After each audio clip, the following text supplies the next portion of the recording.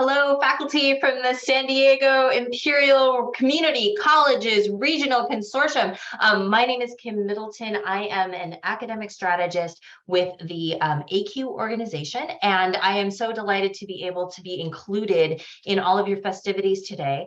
Deneen and Tina were kind enough to just give me a teeny weeny bit of your time, only so that I could tell you a little bit about this course that we are offering in collaboration with your regional consortium, and that we hope is going to be this really beautiful follow-on to all of the work that you've already done in the Faculty Institute. So I'm going to take 15 minutes at most today just to kind of show you a little bit about who ACUE is, what we do, what we are, talk about the course as a whole, and then I'll show you just a little bit of it in the hopes that that will sort of intrigue you. If you have additional questions, I hope that you will talk to your colleagues, ask Deneen, ask Tina, and then you are welcome to shoot questions over to me anytime. I would love to tell you more about what the course is, what the impact has been, etc. So let me go ahead and charge in and get started. I'm going to show you a couple of slides just so that you have some visuals to go along with sort of the story of ACUE. So to that end, let me get situated. So you're going to hear me say this term a lot, right? ACUE, ACUE, ACUE. ACUE is just a nice little, shortening of the Association of College and University Educators. So our job in life, our raison d'etre, is really to just bring together people who have been all the way across higher education. I was a faculty member in English. Some of my colleagues have been librarians, academic publishers, etc. And we are all laser focused on really one idea, and that is equitable student success, right? How do we make sure that all of our students succeed? And for us, that comes through quality instruction, which means providing you all with the information and support you need to implement evidence-based practices, to show your students what you can do and to really elevate their work in the world, which you all do beautifully already. And we are delighted to be able to support it in this way. Having said that, the course that we are able to offer in collaboration with the regional consortium is a short micro-credential course. We call it Inclusive Teaching for Equitable Learning. We love an acronym around here, so you might hear us call it ITEL. Really, this is a good description and little short curriculum for what you will find in this micro-credential course. It is 5 modules, so really only 5 topics, but they're the important ones, right? It is some work around the impact of bias, reducing microaggressions, addressing imposter phenomenon and stereotype threat, which so many of our students struggle with, how to sort of craft and create an inclusive learning environment. And then finally, on the design side, how do we put together our courses to ensure that equity is always at the center of anything that we create for our students? So that, in a nutshell, is really the micro-credential course that we hope follows up on the work that you've already done in the Faculty Institute. We think in particular that that is going to be a really sort of beautiful extension because, like the Faculty Institute, ACUE is really grounded in the power of reflection. What we mean by that is that our learning design really depends on and sort of ends with that reflection. So what you'll see in any of our courses is this idea of starting with sort of foundational knowledge, the content knowledge of those evidence-based practices for teachers, and then supporting you through a process of implementation. We ask you to choose one of the many practices that we put forward in any of our modules, and then to try it with your students, right? To roll it out so that you can observe the impact of that practice. And then we ask you to write a short reflection on what your observation was. What did you do? What did you see in terms of its impact with your students? And then refine it. What would you do differently next time? You all are pros at reflection by now, and we're just going to ask you to do a short one. But you know, and we know as well, that that metacognitive approach to learning is really how we create transformation, right? How we transform ourselves into master teachers and how we create transformation for our students. So what is this course Really, right? For realsies, what is it? So what you'll see as I take you in is an 8-week micro-credential course. It is online. It is 99% asynchronous. That tiny little 1% is just an early course launch. We bring you together as a group just so that you can sort of know who else is taking the course with you. You can have some, sort of peer-to-peer support building, and then for us to make sure you get a good, strong start. Once that launch is over, what we do is sort of open up the course to you so that you can move through it week by week in the parts and pieces of time that you can carve out from your schedule. So first and foremost, we really like to design efficiently and cleanly in this sort of modular form. So those 5 topics in this inclusive teaching curriculum are targeted to a module, structure, one by one.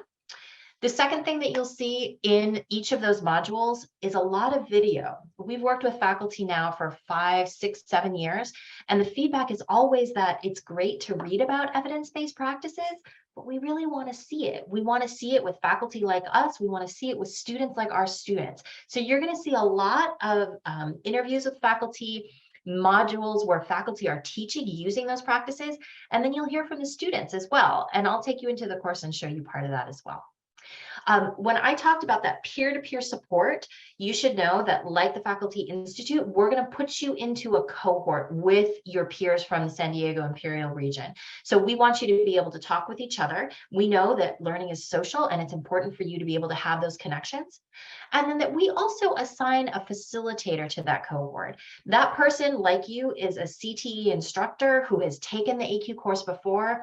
And his or her role is really just to be your support team, to be your sort of guide on the side, so that you have somebody who understands what you're going through, knows what time of the semester it is. And if you're sort of stuck in a place or you want some additional feedback, that person's there to sort of talk you through it. The 4th bullet you see there is really just hearkening back to that learning design that we talked about earlier. Evidence-based practices as the content base, implementation, try out a practice with your students, reflect on that practice, and then refine that practice as you go forward. We like to be up front. It is not your facilitator or me or Deneen or Tina or any of those people who are reading those reflections. We have a terrific, group of faculty members who, again, are ACUE credentialed faculty, and they read your reflections and give you some feedback. It is scored according to a rubric, so it's transparent and modeling an equitable evaluation process. We love that. So we want to practice what we preach, and we want to make sure that you have that experience as well. And then that last bullet is the question that we think is probably the one we get the most and might be the most important indicator for you to figure out whether or not this is the right time to take this course.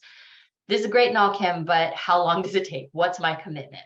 So just know that we poll faculty members every year, and we always ask how long it takes them to move through the curriculum. And every year they tell us, it's about 2 to 3 hours a week. So what you should sort of put in your brain is that this 5-module micro-credential course, we stretch out over 8 weeks, so you have a little bit of breathing room. And you can sort of count on it taking you about 2 to 3 hours a week that you've carved out in between all of your other responsibilities. And that is sort of the total of what we would expect for you to really engage with this micro-credential offering. All right. The last thing I want to tell you before I show you a little bit of the course itself is some data that we get some feedback from your colleagues. So we've been very lucky to work with your colleagues in the Far North Regional Consortium as well. And they've taken this exact course, the Inclusive Teaching for Equitable Learning. And then we have asked them a lot of questions on the back end so that we could share their data with you. So what you'll see at the top of this slide is what we call engagement, right? We ask 3 questions to those folks who finish the course. The first question we ask them is, would you recommend this course to a colleague, right? If you called them up, would they tell you you should take this course? 88% of them tell us yes. This is the right thing for where I am. I would totally tell my colleague to take the course. The second question we ask them is whether the course has been helpful in refining their teaching practice, right? Does it offer more? Does it really support them moving forward and having that kind of transformational effect? 94% of them said yes. The content in the course, the experience of the course has helped them refine their teaching practice. And then that third question, was it relevant? Did the content mean something to what their outcomes and what their vision was for the kind of teaching they want to do? Again, 88% of the faculty in North Far North who took this course tell us, yes, the content is relevant to the work that they're doing in their courses. All right, so hopefully that is a ringing endorsement. The last piece that I wanted to show you is on the bottom, and it really is a useful metric for us. When you think about how confident you feel in the classroom, especially knowing how to use these evidence-based practices, we like to poll for that as well. So we ask you at the beginning of the course, how confident do you feel using these evidence-based practices that support inclusive teaching? And then we ask you again at the end of the course. So your colleagues in the North Far North really at the beginning told us only about a third of them, 33%, felt confident using these kinds of evidence-based practices. But by the end of the course, 8 weeks later, 93% of them felt like they had some confidence as they tried these things in the classroom with their students, as they observed the impact of those evidence-based practices. So again, I hope that gives you a sense of how faculty just like you teaching in the CTE fields really experience the course, what they get out of it, what the outcome is for the 2 to 3 hours a week that they put into the course itself. Okay, with that, I want to show you just a little bit of the course. I wish I could show you everything, but I'm going to be very specific and try to keep to time here. So let me take you into the ACUE course and module itself. So this is just a little snapshot of a tiny piece of the course, but I think maybe the most salient as you decide whether or not this is the right offering for you at this particular moment. So this is from the 4th module of that 5-module course, and it's the one that focuses on creating inclusive learning environments. Every single one of these modules, you're going to see the learning objectives for the particular module that starts with a quick research-based rationale. Why did we focus on this topic at all? Why does it matter? But then probably the part that's most important to you is, what am I going to be able to know and do by the time I get to the end of this module? So here are the learning objectives for this particular module. We want to make sure that you can share academic and social support resources, that you can foster appreciation for diverse identities, that you have the opportunity to set expectations for productive dialogue, and that you can provide equitable learning opportunities. So lots to choose from there, but all of these really support that inclusive learning environment. What you'll notice though, for those 4 different learning objectives, there's a bulleted list under each of those learning objectives.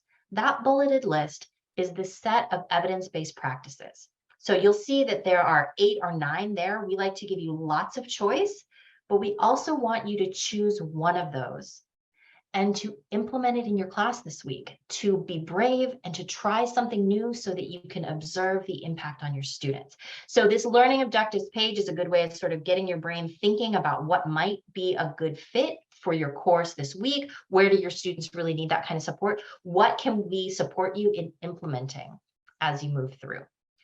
With that, we go straight from that learning objectives page into the course demonstration. So like I said earlier, you're going to see lots of video in this course, and you're going to see lots of faculty showing you what they do in the classroom. What do these evidence-based practices look like? And hopefully when you see someone else do it, you get inspired and you're like, that's the one, I'm ready to do it.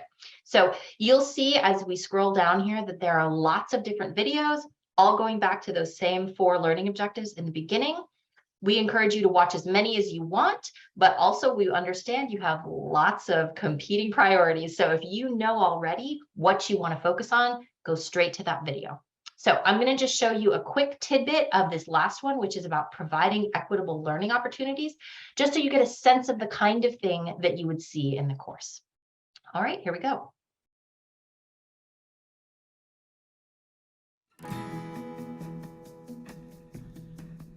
It's incumbent upon us as educators to find ways in which we can really get the students to connect to the material, and there isn't a one-size-fits-all approach, and that needs to be understood because that is critical for the development of both the student and the educator as well.